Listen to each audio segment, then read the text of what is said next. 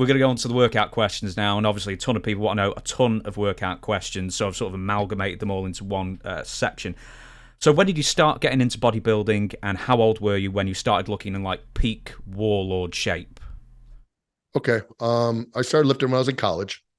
I just had a little weight set at first that I had in my room. Every day I would get back. I'd done doing my schoolwork and that stuff, and I would hit, just basic stuff and that stuff, Finally I was able, where I had a little bit of money and that stuff, because of course in college you don't have much money. And started training at this gym called King's Gym in Cedar Falls, Iowa, where I went to school at University of Northern Iowa.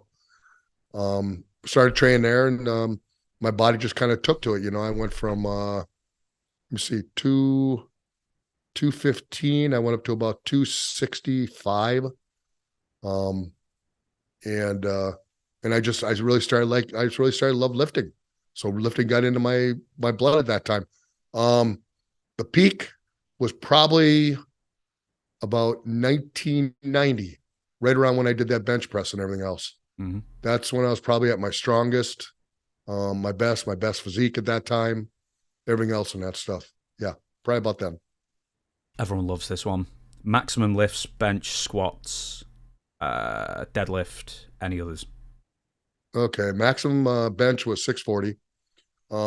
I never went maximum on squat, just for the fact that I didn't want to tear up my back or anything, because in wrestling we already had backs that were hurt already.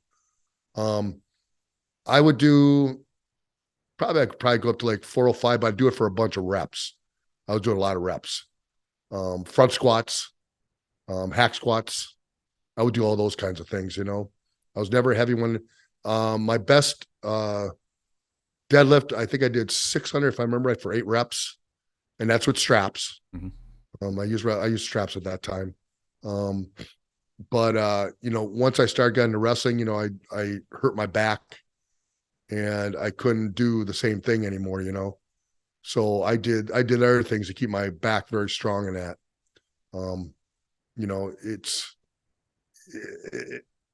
When you hurt your back, it takes a lot of that away from you. It's very hard to do those kind of movements, especially squatting, especially deadlifting. It got tough doing that. How many calories did you have to put in your body every day to maintain size? Whatever I could. I ate everything. Mm-hmm. It didn't matter what it was. The people got to remember, we were traveling every day on a different commercial jet every morning, going to a different town. You're burning so much energy all the time. You get to the town, you'd eat, you go ahead, you take about an hour nap real quick.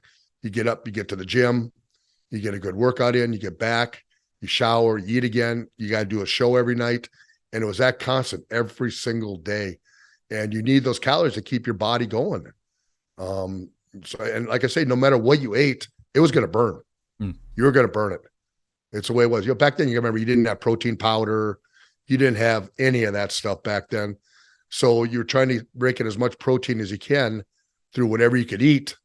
And the only thing you had back then was those god awful amino acids, those big pills that were like eating, they were humongous. You try gobbling those down, but it's how it was. It's like if you ever hear Mike Phelps talk from swimming, he was eating like 10,000 calories a day. He was eating everything in the world because I'm burning in the pool. My training, I'm doing so much in the pool that I'm burning every single one of those, and I need those calories. You don't think you ever got to 10,000 calories, do you? No, I don't think I ever got 10,000. That's unbelievable. Yeah. That's a lot. Most frequent workout partners? Davey Boy, Barb, Animal. Definitely guys that are into lifting. Definitely guys that look good. Even when I was at Boris Zukov would go train with me. He would do it every day. He said, "I'm gonna do what you do." He's like, "I can't do what you do, but I'm gonna be there and do what you do." So anybody that ever with me, the only one I didn't was Black Bart. Oh yeah, Black Bart was funny. He'd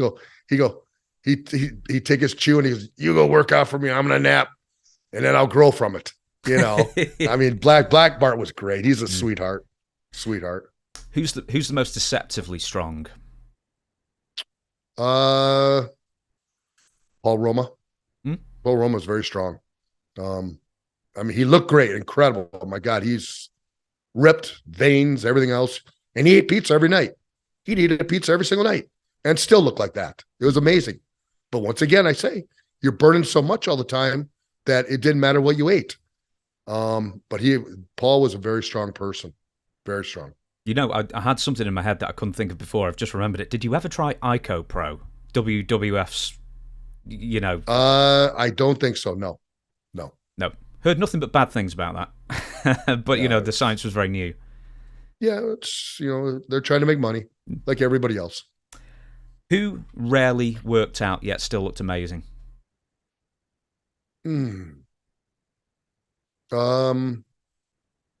Probably oh boy.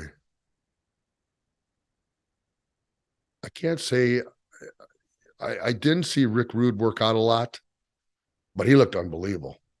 And he might have been to different gyms than I did and that stuff, But Rick was an incredible looking person. Ripped, great body, everything on him and that stuff, I